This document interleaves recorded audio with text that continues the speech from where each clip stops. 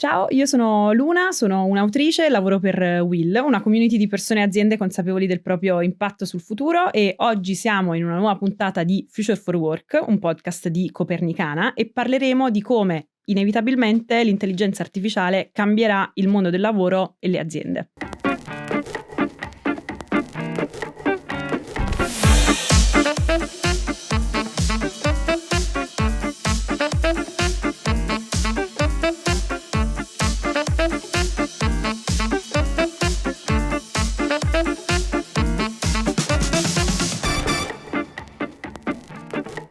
Ciao Giorgio e benvenuto in questa puntata di Future for Work. Ciao Luna e grazie dell'invito. Allora, con Giorgio Sacconi oggi, appunto, come anticipavamo, parleremo di come inevitabilmente l'intelligenza artificiale trasformerà, o sta già trasformando, e ha già trasformato, il mondo del lavoro. Ci troviamo un po' forse in una tempesta perfetta, cioè stanno succedendo tantissime cose intorno a noi e forse siamo nel momento giusto per... Ma devo dirti tantissime cose e a un ritmo incredibile. Infatti penso che probabilmente quando ci riascolteremo in questa puntata sembrerà passato un secolo, e invece magari saranno solo qualche settimana. Esatto, è giusto precisare che ci troviamo, diciamo, siamo a inizio febbraio più o meno, quindi quello che oggi è, domani potrebbe non essere. Esatto. In tempi AI appena uscito DeepSeek, Esatto. e non so cosa succederà E chi se domani. l'aspettava poi, Esatto, no? chi se l'aspettava. Ecco, però ci sono delle tendenze che stiamo vedendo negli ultimi mesi, perché anche qui si parla di mesi, che sono consolidate e stanno formando la tempesta, come l'hai chiamata te, perfetta. E sicuramente c'è un tema di efficienza, perché il mercato del lavoro poi ragiona su queste metriche, e qui, anche qua, studi, numeri, cominciano a uscire dei bei paper, si oscilla tra il 40 e il 15%, che se ci pensi vuol dire una trasformazione radicale all'interno poi di quelle che sono le singole industry. Quindi il primo punto sicuramente è l'efficienza. La seconda è la facilità con cui queste tecnologie stanno permeando la società e anche le imprese. Interfacce conversazionali, quindi non c'è bisogno di una formazione specialistica profonda, e allo stesso tempo anche la riduzione del costo di queste tecnologie.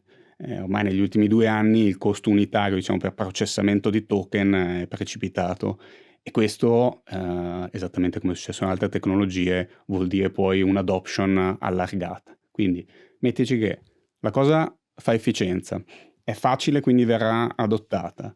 Non c'è un vincolo, quindi una barriera d'ingresso, e quindi non sarà appannaggio solo delle grandi aziende, quindi di una fetta piccola del mercato del lavoro. Insomma, l'Italia che è fatta, sì, abbiamo le grandi aziende, ma un sacco di piccole. Questa tecnologia, non avendo barriere all'ingresso così alte, probabilmente sarà molto adottata. Allora, queste 3 cose insieme ci dicono che questo cambiamento è qui. E poi, se vuoi andare un po' pragmaticamente oltre, diciamo, il sociale, tu pensa che le 7 principali aziende dello Standard & Poor's, quindi quelle che poi stanno guidando questa trasformazione, Google, Meta, Amazon, Tesla, Nvidia, eccetera, eccetera, stanno investendo negli ultimi 3 anni insieme una cosa tipo 300 miliardi annui, che, per darti un ordine di grandezza, vuol dire un ordine di grandezza più di una nostra finanziaria, cioè nostra tipo lo Stato italiano. E queste sono solo 7 aziende, che è vero fanno il 30% dello Standard & Poor's in termini di capitalizzazione, quindi qui vedi 2 cose. L'economia è fortemente correlata, e è fortemente correlata alle AI in termini di investimento. Quindi sicuramente trasformativa, e spero che non sia una bolla, perché se è veramente grosso. Ma è un cambiamento secondo te che ci sta travolgendo o che stiamo gestendo in qualche modo, soprattutto in Italia e in Europa? Non so, non vorrei citare Will, actually, ma penso che arriverà inaspettato. Poi io odio un po' le medie, quindi credo che ci siano molti punti della società, perché è un cambiamento che sta già riguardando la società, non è solo del mercato del lavoro. E ci siano molti punti in cui vedo cavalcare questo cambiamento, vedo che c'è entusiasmo e trasformazione. Non sarà dappertutto così e qualcuno sarà sicuramente travolto. Certo. C'è un elemento importante, come ogni tecnologia, questa è più veloce della precedente e quindi sarà un po' più inaspettato del precedente. Per ritornare al mondo del lavoro, come mai consideriamo le pratiche di decentralizzazione di cui abbiamo abbondantemente parlato in questo podcast come acceleratori di questo cambiamento dell'intelligenza artificiale, appunto? Sì, io credo in Copernicana è un po' il mindset interno, ma anche quello che poi viene portato in offerta a tutto il mondo delle self-managed organization. L'AI sta introducendo delle tensioni all'interno delle aziende. Ci sono dei begli studi di BCG che ci raccontano, a me piace tantissimo quando intervistano i manager, quindi i C-level e poi i dipendenti. E quindi vedi, no? Cioè i C-level entusiasti, no? Dicono ma è una cosa pazza. No? E i dipendenti un po' meno, sono anche un po' preoccupati, giustamente dal mio punto di vista. E poi chiedi alle aziende se pensano di investire in questa tecnologia e ovviamente i C-level ti dicono ma certo, il 90% dichiara che nei prossimi anni farà investimenti. Poi però guardi quanti sono gli investimenti fatti in formazioni sui dipendenti e se la prima risposta è 86%, quindi quasi il 90%, dall'altra parte hai il 6% delle aziende che hanno messo in piedi piani di formazione per preparare le proprie persone ad accogliere questo cambiamento. Ecco, questo inevitabilmente è una tensione. Ecco, i modelli decentralizzati, le self-managed organization sono l'unico modello pensato per non subire le tensioni, non nascondere le tensioni, ma far emergere le tensioni. Questa è un'altra parola, poi tornerà il tema dell'emersione. Sono strutture pensate per portare a valore quella che è una tensione. Perché? Perché è una proposta. E la decentralizzazione ha un'altra caratteristica, secondo me, fondamentale, che matcha perfettamente con l'AI adoption, che è la capacità di spingere alla periferia l'esperienza. Te la spiego. Ethan Mollick, che è un noto un pensatore, un professore sull'AI, ha spiegato bene questo concetto della jagged frontier. L'AI, in particolare la Gen AI, non è buona per tutto e capire, siccome è ancora una tecnologia che sta cambiando giorno dopo giorno, Certo, come dicevamo. esatto, come dicevamo all'inizio, capire dove effettivamente porta beneficio non sarà all'appannaggio del grande amministratore delegato o del super capo del dipartimento, ma delle persone che stanno alla frontiera, che capiscono, che fanno le cose e capiscono provando, quindi con un processo iterativo, se quella cosa ha un senso o no. Ecco, decentralizzare vuol dire dare la possibilità alle persone di fare questa cosa. L'altro canto è che se non usi questi modelli, e usi modelli, lasciami dire che il 98% delle aziende lì fuori usa, quelli gerarchici tradizionali, hai un paio di contro. Il primo è che in un mondo gerarchico dove una persona è un ruolo, quando c'è automazione e l'AI sta facendo efficienza, quindi automatizzando dei task, progressivamente poi automatizzerà anche dei ruoli. Mhm. E se tu, Certo. una, sei un ruolo, Certo. farai di tutto perché questa cosa non succeda. I modelli decentralizzati tu sei più ruoli e sei abituato a cambiare, il concetto di yogurt organization. L'altra cosa è che in un'organizzazione gerarchica è normale che ci siano i silos, perché funziona così. È normale la segregazione delle informazioni. Perché? Perché sono strutture pensate per fare efficienza. Anche qua, poi non voglio dire è male, è bene. Ti sto dicendo che pratiche decentralizzate permettono di fare adoption più velocemente, perché se hai dei silos ti perdi un altro elemento fondamentale dell'AI, la capacità di interconnettere ecosistemi informativi. Questa è una cosa che perderesti.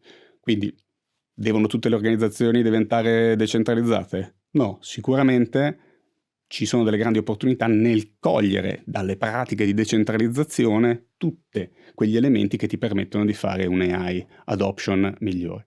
C'era Nadella che ancora un anno fa diceva non dobbiamo più cercare di adattare le tecnologie alle organizzazioni, ma adattare le organizzazioni alle nuove tecnologie. Esatto, mi chiedevo proprio, ma le organizzazioni lo sanno che si devono adattare alle nuove tecnologie? Cioè, come abbiamo detto spessissimo in questo podcast, sarebbe bellissimo, no? Mi chiedo se le organizzazioni sanno questa cosa, cioè sanno che per esempio le pratiche di decentralizzazione possono aiutarli ad accelerare questi processi in qualche modo. Cioè lo sanno, lo immaginano oppure...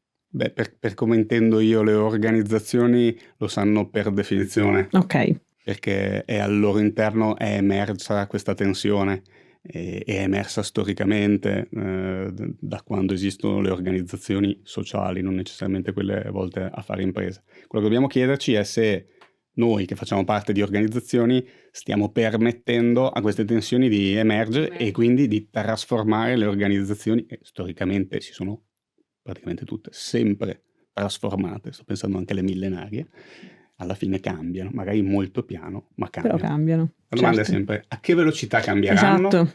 Sarà la stessa della velocità con cui cambia la tecnologia? Questo è il passo che conta, perché il cambiamento è inevitabile. È che è difficile stare al passo, diciamo, con la velocità... È sempre più difficile, perché sì. è dimostrato che tutte le wave tecnologiche sono più veloci. Però è anche vero che se pensi agli ultimi secoli, quanto è migliorata la nostra capacità di condividere le informazioni o quanto è migliorata la nostra capacità di assimilare informazioni. Tu pensa, è proprio il caso d'uso tipico della GenAI, no? Quello di la summarization, quindi la capacità di leggere 18 documenti, fartene una Ormai lo serie. facciamo tutti, Esatto. è inutile. Non lo diciamo magari Esatto. ai nostri capi, ma lo facciamo Esatto. tutti. Sì, sì. Quando ci siamo conosciuti, diciamo, in quella call un paio di settimane fa, mi avevi detto c'è un modo per spiegare, diciamo, molto bene l'intelligenza artificiale, che era paragonandola a un cavolo romano, che mi aveva colpito molto. Sì, sì, è vero. Ogni tanto non mi ricordo, no? Ogni tanto lo uso questa la metafora del cavolo, che insomma è una bella metafora. Di solito che può sembrare un gioco di parole, dico la brassica o orolacea, che è una cosa del genere, però sì, in realtà è un cavolo romano, diciamo. E in realtà spiega, almeno per me, è la dimostrazione del fascino della complessità. Se tu guardi, se io ti dico un cavolo romano, vabbè, tu probabilmente pensi a una ricetta, adesso non lo so, qualcosa che ti può piacere. No, allora, non voglio fare quella, però io Cosa? penso alla sua forma, cioè mi affascina molto la sua forma. Ok, allora Sì. sei nel partito, nella minoranza che fissa al supermercato le brassiche dicendo che meraviglia. Ecco, esatto. Per anche il cavolo cappuccio, devo dire. Anche il cavolo cappuccio. La brassica ha questa fantastica peculiarità, che poi è quella dei frattali, di replicare uno schema alla periferia, sempre uguale a se stesso, su scale diverse, e creare per emergenza questi disegni meravigliosi, no? Questa forma. Ed è una cosa tipica della natura. Cioè, queste forme emergenti ce ne sono tantissime, dalle più eleganti come la brassica alle meno eleganti come le muffe.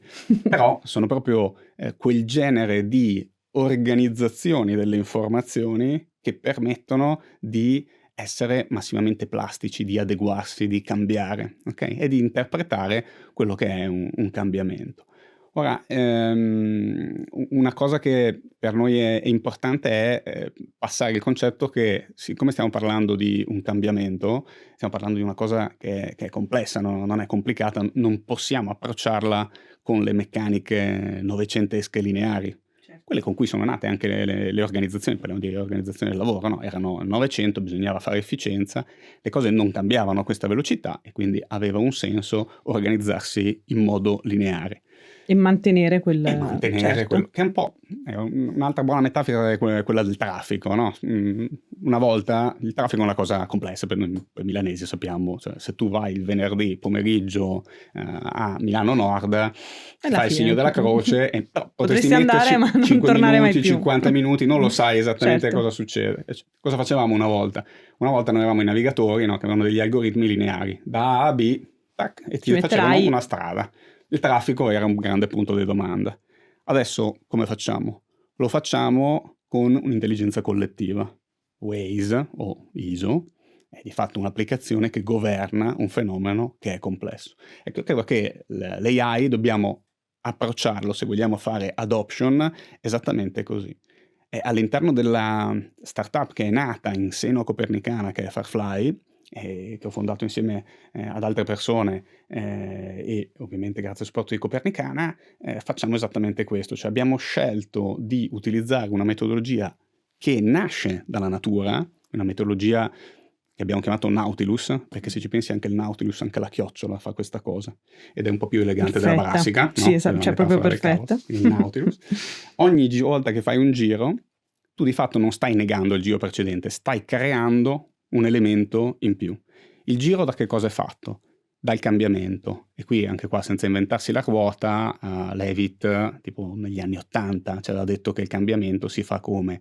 Con la tecnologia, e fin qua mi sembra che tutti ci stiamo, le aziende stanno facendo investimenti sulle tecnologie, si stanno però dimenticando le due gambe del cambiamento che ci aveva raccontato Levitt. Le persone, torno all'inizio, cioè riuscire, no? a formare, a coinvolgere, a dare una reason why alle persone per diventare intelligenza collettiva. E il terzo sono i processi, perché tutta questa fantastica tecnologia dell'AI alla base ha dei dati e se non ci sono dei dati buoni non ci saranno delle buone informazioni. E chi li fa i dati buoni? Delle persone e che però devono essere motivate con una logica, di nuovo, a sprint progressivi, non grandi progetti triennali, ma progetti di 3 settimane. Che poi anche per collegarmi al tema delle progressive organization fa proprio scopa con il motto Progress over Perfection, che è una cosa che sicuramente i miei colleghi ti avranno Sì, citato. qualcuno lo ha Esatto. citato. È proprio il mindset, che poi è stato mutuato anche nell'agile, in molte altre discipline, di fare dei piccoli passi in avanti. Non sarà la perfezione, ma in un mondo che cambia costantemente. Ma chi Qualcosa è può dire? meglio di niente, E certo. soprattutto chi Sì, può sì. dire cos'è la perfezione? Bisogna provare. Certo. L'idea è proprio questa. Aiutiamo le aziende a provare il cambiamento. A migliorare o comunque a smuoversi, diciamo. Fermi non si può più stare. Quello... Forse non si è mai potuti stare. No, infatti. È solo la velocità che è cambiata, ma Esatto. fermi non siamo mai stati. E, in chiusura, se tu dovessi dare un consiglio, un suggerimento, qualcosa che hai imparato e che dici ok, questa cosa l'avrei voluta sapere prima o forse l'avrei voluta sapere all'inizio, un consiglio qualsiasi a un manager X che ci sta ascoltando, un amministratore delegato che ci ascolta e vuole iniziare da qualche parte. Siamo in una situazione, una volta si diceva di big data questa cosa, ma secondo me è uguale, mi ricordo me la raccontò Andrea Folcio. Allora si diceva di big data che è un po' come il sesso con gli adolescenti, no? Tutti ne parlano, nessuno lo fa. Però il sospetto che il tuo amico lo faccia meglio di te c'è sempre. C'è sempre, allora. Cioè che qualcuno lo faccia meglio di te E quindi c'è anche sempre. tu ne ecco, l'AI è un po' così, non ne stiamo parlando tutti, eccetera. Io ancora un po' di tempo fa, credo che la cosa che ho imparato di più in questo settore è stato configurandomi il mio primo agente. Una storia breve, dovevo andare in vacanza, ci pianifichiamo le vacanze una volta io, una volta mia moglie, io ero clamorosamente in ritardo, non sapevo come fare, anche qua di necessità virtù, un po' come è successo per DeepSeek, butto dentro un po' di documenti, diciamo, di informazioni molto curate all'interno di questo agente, gli do 3 regole e dico guarda, a noi piace fare le vacanze, siamo 4 figli, ci piace zaino in spalla, un po' di roba, e comincio a parlarci. E lui mi racconta come e dove andare in giro per l'Oman. Quella cosa per me è stata illuminante, così illuminante che ci ho passato la notte, sono andato a letto alle 4 e mia moglie mi ha detto ma che cosa hai fatto tutta la notte? Io ho detto, guarda, puoi capire, ero pazzesco. Però il consiglio che darei è proprio questo, mettete le mani in pasta e forse ancora di più permettete alla vostra organizzazione di avere le mani in pasta, di stare dentro questa cosa, perché è trasformativa. Grazie mille per questa chiacchierata e per così tanti stimoli e grazie a tutti per averci ascoltato. Alla prossima. Ciao.